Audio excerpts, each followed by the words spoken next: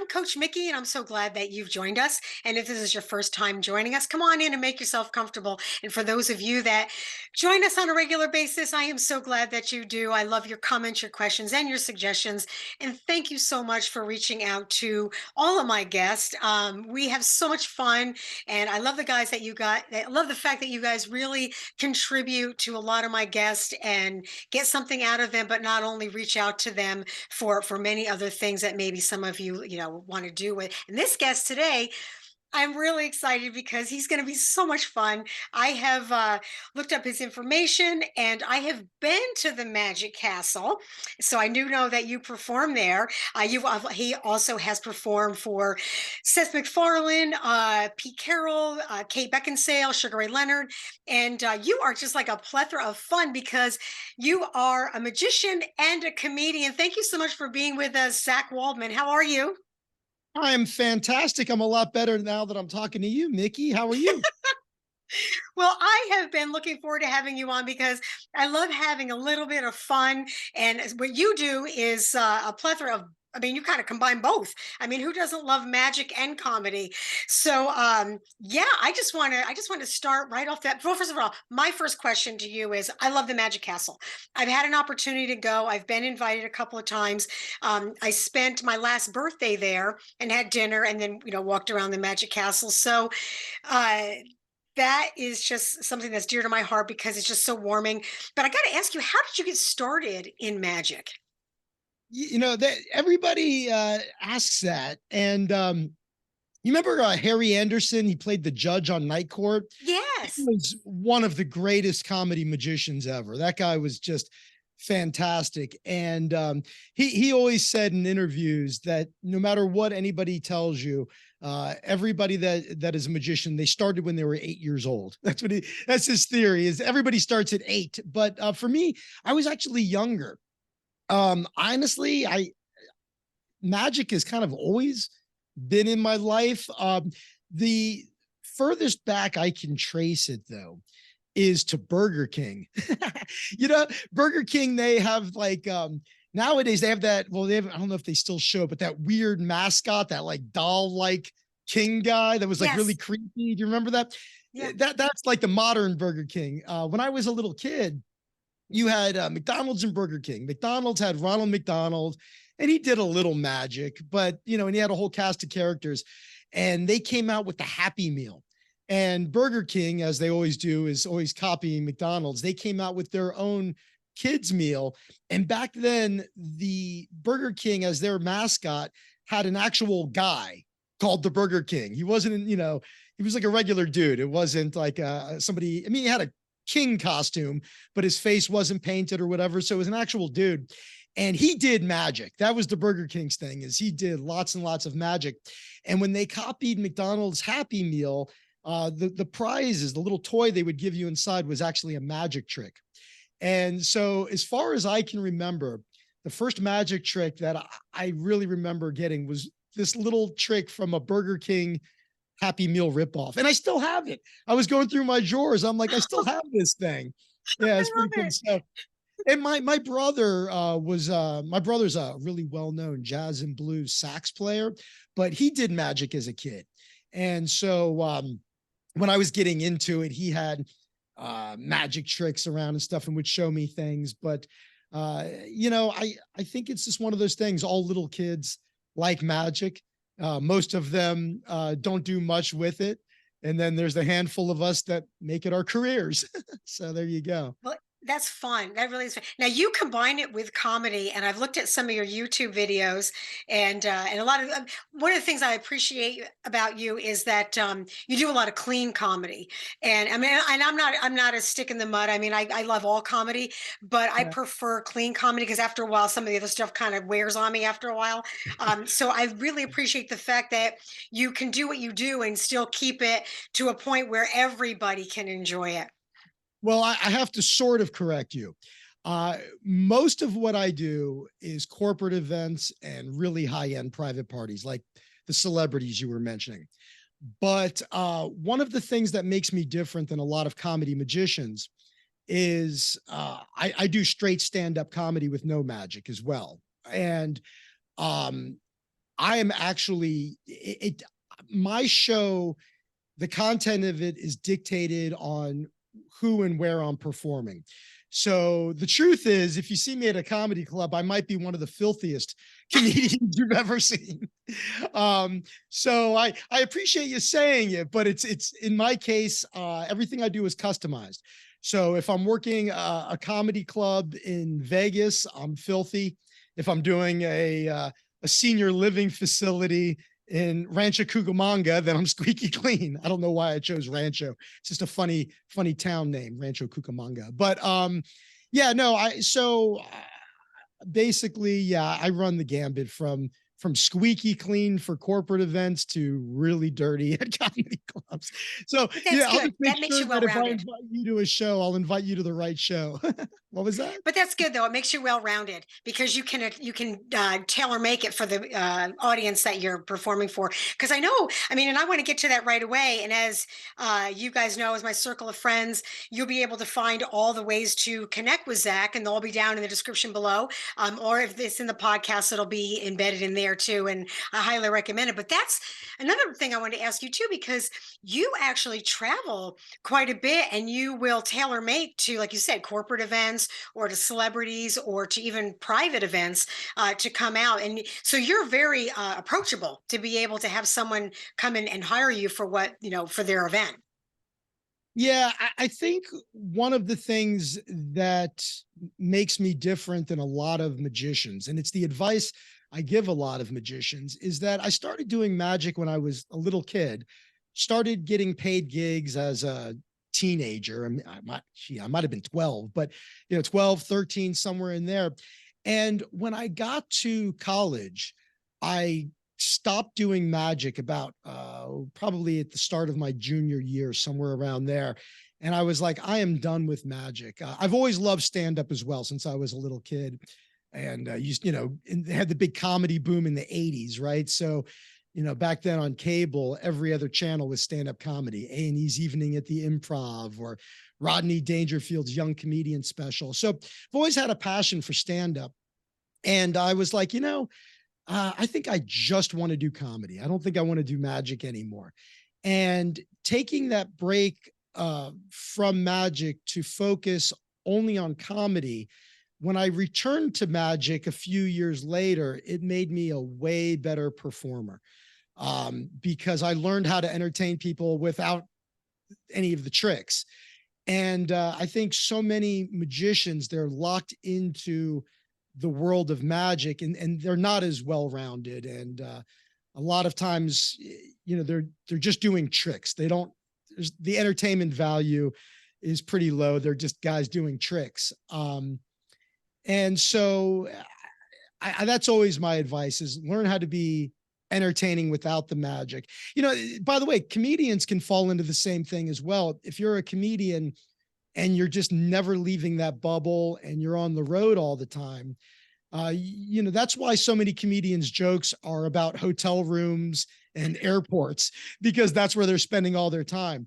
So by just, doing a lot of different things in life, it gives you a wide variety of things to talk about, and you're exposed to a lot of different ideas and people. And so I think that's been key also was really, making sure that I continue to do things outside of comedy and magic to feed what I talk about on stage. Well, when you do corporate events, and again, when when you come out to perform to whether it's a celebrity or an event, you have to tailor make it. So that has got to be you have to be more well-rounded because you can't use this. I'm assuming you can't use the same material that you used it, like you said, in a place in Vegas if you're doing a corporate event. So you've got to really tailor make everything, but that makes you good. Because if you're able to do that, it's like speaking. It's like, well, give me a topic. If you can only speak on one topic, that kind of limits you to what you can do. Whereas if you can speak about anything, whether it's your life experiences or something else, that's gonna, open up a lot more doors for you. And I got to ask you, how many of your real life experiences that you incorporate into your routine? Oh, almost all of it. I've always been that way, very self-deprecating, and a lot of times, especially if I'm traveling and I'm someplace that I haven't been to before, you have a different way of looking at it. There's things that are quirky or unique to that town. And so a lot of times as I'm exploring whatever city I'm in, by the time I hit the stage, I've got jokes about just being in the city. Like, hey, what's going on here in Salt Lake City? I noticed whatever. And that gets a laugh because they know what I'm talking about. And so, yeah, even up to the beginning of the show, I'm kind of, I'm talking about things that are happening right at that moment or maybe that day. Yeah, I take most things out of my life, whether it's observations or stories or whatever it is. Yeah. I've never been good at like just concocting fake stuff. Yeah.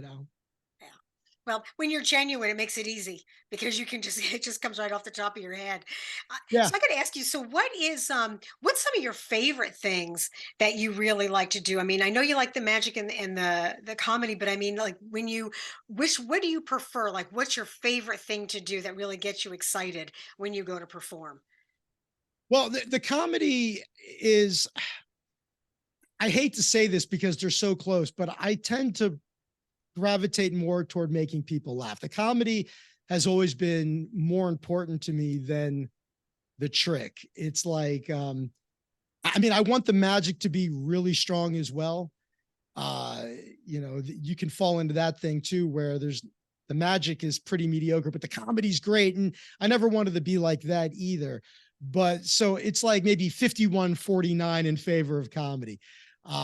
But I think just overall, it's the reactions, whether they're laughing or they're amazed.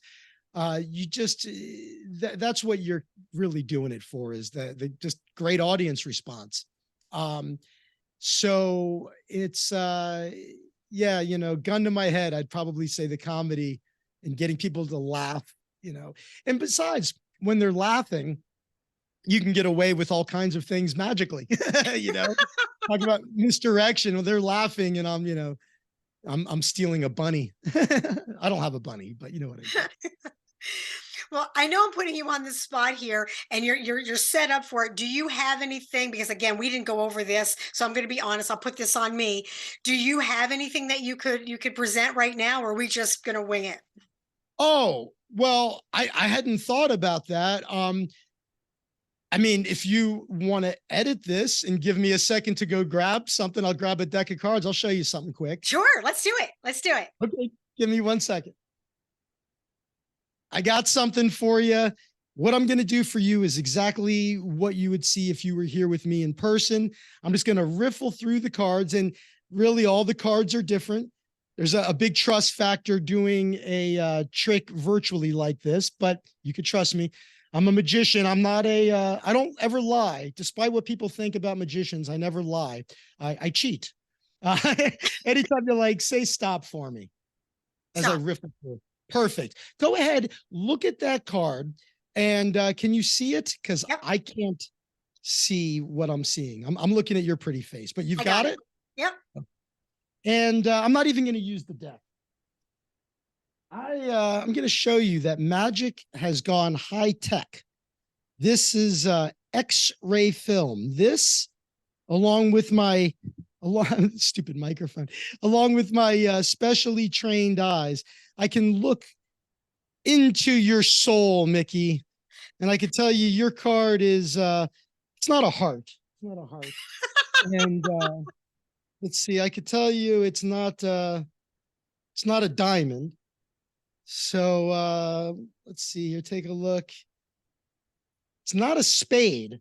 So it has to be a club. I'm going to go ahead and snap my fingers and take a picture and shake it like a Polaroid picture. And with any luck, it should develop just Oh like my, that. How did we do? Did we get it? that's it. That's All it. right. Five of Good. clubs. I love All it. right. little yeah, it's I never know with the cameras if you could see the card. So I'm glad that worked out. We hadn't talked about that ahead of time. So I'm glad. I know, but thank you so much. I love it. Like I said, I love magic. To me, it's just I like the magic in anything, but to see somebody do magic, to me, just that sense of wonder. That's my favorite. I think it's my favorite thing about magic. And I know there takes a lot of time and effort and preparation and and expertise to do it, but the outcome, telling you from someone like me who enjoys it, I cannot tell you how much it thrills me. I never leave a magic show going, oh my gosh, I'm just that sense of wonder. It's so thrilling for me. So I love to see stuff like that. It's great. Oh, I appreciate that. All magicians appreciate people that love magic. That's always nice to hear. It's funny because, sometimes you'll hear like, oh, I hate magic. And it's usually from people that have actually never seen it. Funny enough, very few people have been exposed to really high level professional magicians. They have an idea in their head of what magic is. Maybe they remember it from when they were a little kid, or it's just an impression they have. It's kind of like when people make fun of mimes, right? Like everybody loves to make fun of a mime, but I don't know if you remember Shields and Yarnell. They were huge Yes. in the 70s and 80s. They were amazing, and so my whole thing is I never like to disparage an entire genre of any form of entertainment because I feel like, all right, maybe I'm not super into opera, but I bet if I went to a really great opera, I'd be amazed. I'd be like, wow, this isn't my thing. I don't really know anything about it. But when you see people performing at a really high level, no matter what it is, I find it entertaining. And because the comment I also get is often, when people are telling me they don't like magic, it's usually because they're saying, I really don't like magic, but I like you. And so it's like, yeah, because you've probably never seen anybody like me. Most people haven't been to the Magic Castle and they don't realize, what really strong magic can be like. And you were asking me what I like more, comedy, magic, what I like doing the most. Uh, the truth is my favorite type of show is what we call a formal close-up magic show, which is a group of maybe 30 or fewer people all gathered around my table. And I'm doing close-up sleight of hand magic where everybody's involved. And the Magic Castle, for the people that don't know, it's a private club for magicians. And you have to audition to become a member. And then you have to audition again to perform in the various showrooms. I've been a performer there since 2000. I became a member in 01, started performing in 02 there. And we have three main theaters. We have a lot of theaters, but there's three main ones: Close Up, Parlor, and Palace. Basically, a small theater, a medium-sized theater, and a large theater. The small theater only holds between 20 and 30 people, and it is, even though it's the smallest theater at the castle, it's definitely the most popular. It's the one at the end of the night, everybody's like, what I really liked was that close-up show. And I think it's because they know it's all just pure sleight of hand. It's happening inches from their eyes. The magic's happening in their hands. And because it's so intimate, I get to interact with everybody in the audience and joke with them and get them involved. So that would be my favorite type of show to do, is a formal close-up magic show for, a small group like that. I love doing that. That's fun. That's fun. I got to ask you because yeah, I know you've worked with quite a few celebrities. I mean, you've performed for a lot of celebrities. How different is that compared to? And I'm just going to use the Magic Castle as an example. I mean, because you again, you said a smaller room. So when you are hired by a celebrity, does that do you just? I mean, is it anything different with that? I mean, does it make you a little bit more nervous, or you just go in there and do your thing and it's not a big deal? No, it doesn't change anything. I think I've performed for so many celebrities at this point that I don't really get starstruck. Uh, and I've been doing this my whole life. I used to work in radio. I used to be on the Howard Stern show back in 1997. So we had a never ending stream of celebrities coming in. So I've been around celebrities for many years. And if anything, I might give them a little bit of a harder time than a regular person, because I think people are so always treating them with kid gloves that they like that somebody's actually goofing on them, giving them a hard time. Um, so yeah, no, I treat them like anybody else, maybe a little worse. Well, they're just people anyway. I mean, it's just that they have a different job than we have. That's how I always see it. You know. Yeah, So, no, it is I have fun to. So, though. so I yeah. mean, it is fun. I do love meeting these people, especially people that I really admire. I performed for Smokey Robinson and his whole Oh, family, and I've loved Smokey since I was a kid. And you mentioned Seth MacFarlane, love Seth, great guy. And I've got, yeah, it's so it is fun, especially when they're people that you really admire and like a lot. so I'm just going to ask real quick because we haven't had a chance to cover. So, how can people reach you if they're looking to hire you for an event or they want to come and see you perform? The best thing is to just go to my website, which is my name, zachwaldman.com. And yeah, everything is there. My phone number's there, my email's there, contact form, videos, anything you'd want to know. It's at zachwaldman.com. So yeah, fill out the booking request form, give me a phone call, and I'll help you out. It's funny, as a business owner yourself, I was talking to, I mean, this is a conversation I have regularly now. I've got a piece of advice for any business owner out there. Return people's phone calls. It is amazing how hard it is to get people to communicate anymore. Even when you're not doing business, it's like we have more ways to communicate than ever. And I think people have just somehow it's become acceptable to just ignore people. It's people fill out the booking form on my website. I call them and they're surprised. They're like, "Oh, you called." I'm like, "Well, you filled out the form saying you wanted to hire me." I'm like, "Yeah, but you're the only one that's called me back." They're like, and or they say, "I just assumed that contact form went into the abyss, and I didn't really expect you to call." I'm like, "Yeah, that's no, I'm here. This is what I do."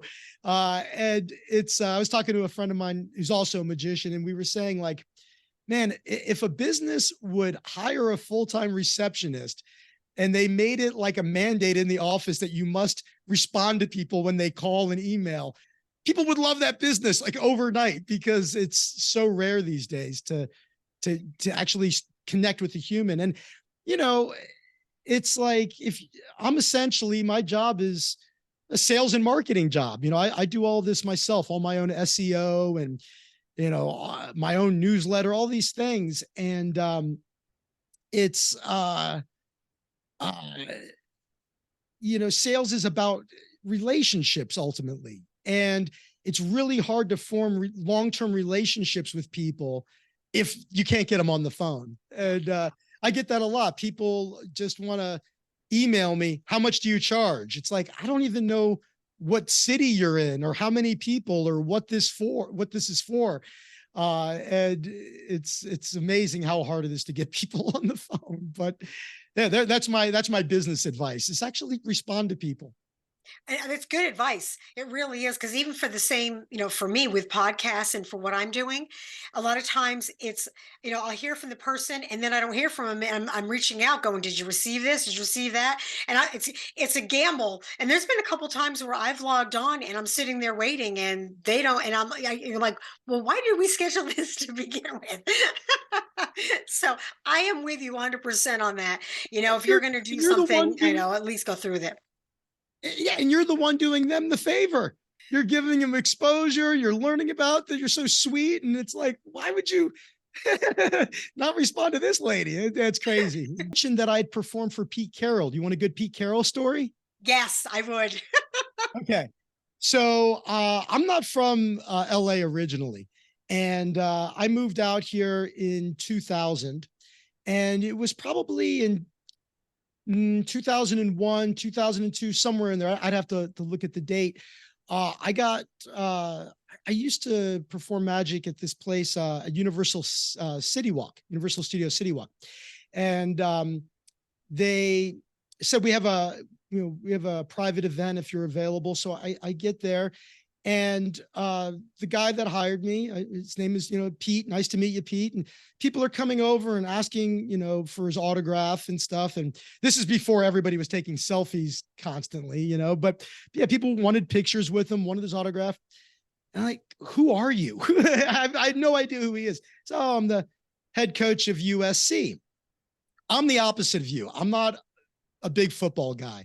I like to gamble on it, usually the Super Bowl, just because I'm a gambling degenerate, but I really don't know anything about football. And to show you how little I know, I didn't even know that like the USC football program was that big of a deal. I'm just out of the loop on it. And so I have no idea who he is. And I kind of, really didn't care that much either because I'm not into it, So I thought, oh, that's cool. Head coach of the football team. So I do my show, and it was for recruiting. It was their recruiting season. And at the end of the show, Pete Carroll walks up to me and gave me a really generous tip. And he said, hey, you know that trick David Blaine does where he levitates off the ground? I said, yeah. And especially back then, everybody was doing that trick. And he said, could you tell me how it works? I said, well, I'm a magician, I can't do that. And he's like, kind of hinted that he'd give me a bigger tip. He's like, well, how much could I tip you to learn the secret? It's like, you already tipped me. We're good. I'm not. He's like, you know what? I respect that. And he shakes my hand. Then I get a call. They want to hire me again. And I thought, okay. I realized at this point, Pete Carroll's a big deal and that I'm naive when it comes to football. And so I had a VHS tape that taught how to do that trick. And so I copied the tape.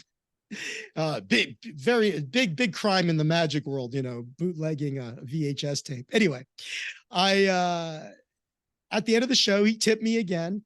And I said, look, I know it's against the magic rules, but you really seem sincere in wanting to do this, because there's a difference between going, hey, how does that trick work? And you go, oh, I'm not going to tell you. And they go, oh, it's amazing. And they walk away, versus somebody that's like, no, I really want to learn how to do that. Like a sincere interest. So I got this for you. And he's thrilled. Hires me a third time. And at the end of the show, I'm like, all right, that's the end of the show. The recruits are applauding. And he goes, well, wait a minute. There's one more thing. I want to do a trick for them. I was like, oh, have you been practicing? He's like, yeah. So Pete Carroll came out and levitated in front of all of the recruits. Wow. They went bananas. They were screaming. And then I still have it. He sent me a letter that said, when we asked our recruits what they most enjoyed about recruiting weekend, inevitably they all said your magic show. We had the highest recruiting rate in all of college football, and it was like 99.5% or whatever it was. So we had the highest recruiting, and we consider you our secret weapon in the college football recruiting wars. Fight on, Pete Carroll. P.S. Thanks for teaching me how to levitate. and I still have that letter signed by him, an actual letter, not an email, on USC letterhead. And so then I decided, well, I'm not from Southern California. I need a college football team to, I think what it was is I was in Vegas and I saw USC was playing, and I'm like, well, I don't have an allegiance to any of these teams. So just for fun, let me bet on USC. Well, that was the year I think they went undefeated, I think. And I won every bet I placed on USC through that end of the year. So yeah, I got hired for the gig. I got tipped, and then I won more money betting on USC just because he was a good guy. And I decided to bet on him because I liked him. And then obviously he went to the Seahawks and all of that, but really nice guy. And it was a fun thing to watch the recruits just go bonkers when he started levitating. It was cool. Well, I love it because well, magic brings out the kid in all of us anyway. Like I said, it's a sense of wonder. I can picture working with these guys. I know it's like they're all just they're like all big kids anyway. So I can imagine how magic must have really been fun for them for that weekend. That's awesome. What a great story too. And Pete Carroll always seemed like he was a really nice guy. So to hear that is even means even more. Especially when you're in the football world, you hear so many different things and how fun that he reached out to learn how to levitate. That's awesome. Yeah, I graduated from University of Central Florida in Orlando. And when I was there, it was a very small football program. Now it's huge. And so now I do root for UCF if they're on. But we're going to be honest, I don't really care. I just don't really watch other than UFC, MMA and Jiu Jitsu. I don't really watch much sports. So. That's right. You actually are a martial artist. I did read it on your bio that you actually do train jujitsu, right? Yeah, I'm with 10th Planet Jiu Jitsu. My instructor is Eddie Bravo. I've been with him since 2007. I'm one of his longest term and oldest students because I didn't start until I was 33, which is kind of late to begin. But hey, it's never too late. I see people they're 60 and they're just starting jujitsu. Learning jujitsu was one of the most important things I ever did in my life. And probably not for the reasons people would expect. But it's things like the community especially at 10th Planet is just a really down to earth, warm and eclectic community. We've got, people from all walks of life, but we all have this one thing in common that we do. And yeah, if you're looking for one of the most positive things you could do for your life, I couldn't recommend doing jujitsu more than enough. There's probably a 10th Planet Jiu-Jitsu where you live. They're all over the world at this point. But even if there's not, find whatever jujitsu school is near you and sign up. You won't regret it. It's an amazing.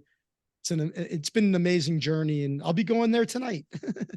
I got my black belt about a year and a half ago, and yeah, I love jujitsu. Fantastic. Congratulations.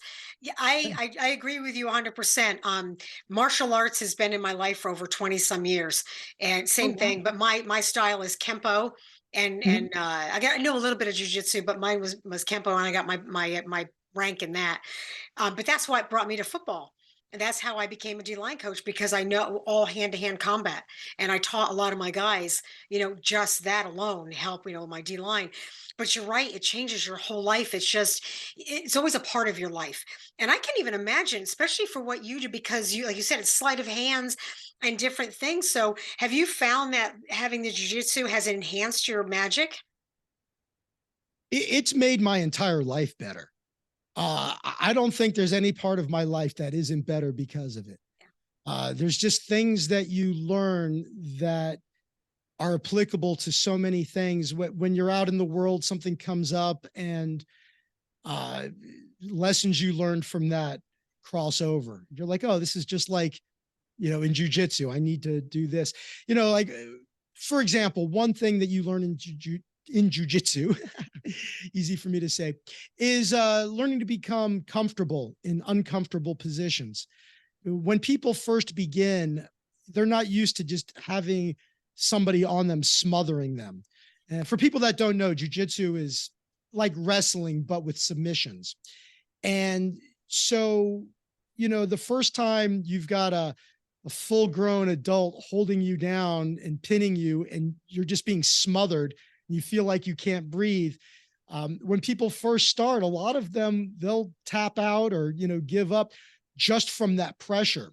And then over time, you'll be tangled up and twisted up like a pretzel and totally relaxed and breathing normally. And so I think learning to be okay when you're in an uncomfortable spot is one of those things that crosses over to all other parts of life. That's just one example. It's yeah, I love it. It's been great. I agree with you. Yeah, and martial arts becomes a way of life, regardless of what style it is. And I love jujitsu. I've got a couple friends that are instructors in jujitsu, and and every martial arts has something to offer. And I'm a true believer that if especially every woman, there's two things I think every woman should have: AAA and learn martial arts. Those are the two things that are a necessity for a female.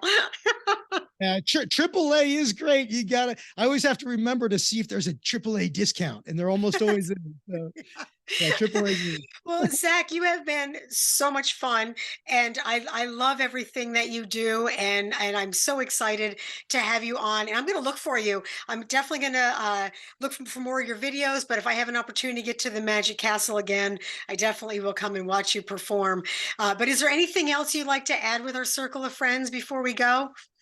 Well, first of all, you have an open invitation to the Magic Castle. Anytime you want to go, you reach out to me and I'll take care of that for you.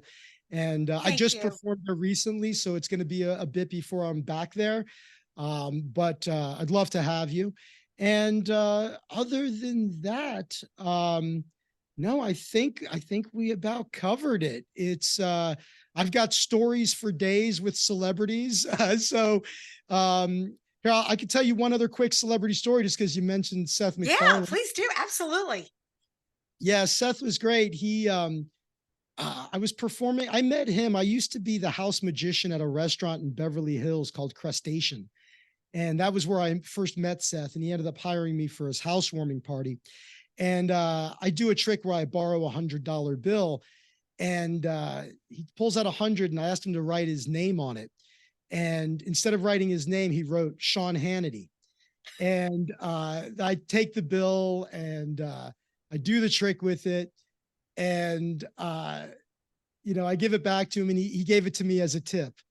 And I said, that's really nice of you. And I said, I'm glad you wrote Sean Hannity on this instead of your name, because if you had written your name on it, I'd want to keep it. But now that you wrote Sean Hannity on it, I can't spend it fast enough. And he was taking a drink right as I said that, and he literally spit his drink out laughing. And so making a guy that's made me laugh so hard for so many years spit his drink. As a comic, there's nothing better than people spitting out what they're drinking. So that was just a short one for you, since you had mentioned him specifically. When you said his name, I was like, oh yeah. But yeah, great guy. And no, if you ever want to talk again, let me know. I can talk forever. I love it. I would love to have you back. I really would. This has been so much fun. And I'm sure you've got more stories that we can cover. Yes, I would love, same here. Open invitation, come back. And if there's anything I can do for you where you're going to be somewhere, please let me know so I can let my circle of friends know where you're going to be, because I know for a fact they're going to want to come and see you, no matter where you are. My glasses keep fogging up on me. In case you're wondering, what is he doing? No, I really appreciate that. Thank you so much. And yeah, if anybody out there is having a corporate event, sales meetings are kind of my specialty, but I do trade shows as well. Right now, it's all company holiday parties this month, but I also do private parties. Weddings, bar mitzvahs. I'll show up anywhere.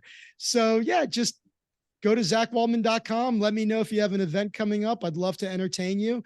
And other than that, I just really appreciate you spending this time with me. It's been really nice. You have a wonderful personality. You're very easy to talk to. And I really appreciate that. So Thank thank you you. so much. And I hope you have a beautiful rest of your day. Thank you, Zach. Thank you so much for being with us today. I will, again, you guys, information will be down in the description. And if you're listening to the podcast, look for it. It'll be embedded in the podcast so you can reach out to Zach. I highly recommend that you do. It's going to be so much fun. I mean, you can't go wrong. Comedy and magic, my gosh, that's my favorite. So, anything that makes you smile, right? That's what we all need in the world. So remember, you guys, most courageous thing you can do is be yourself. I'll look forward to seeing you next week. See ya.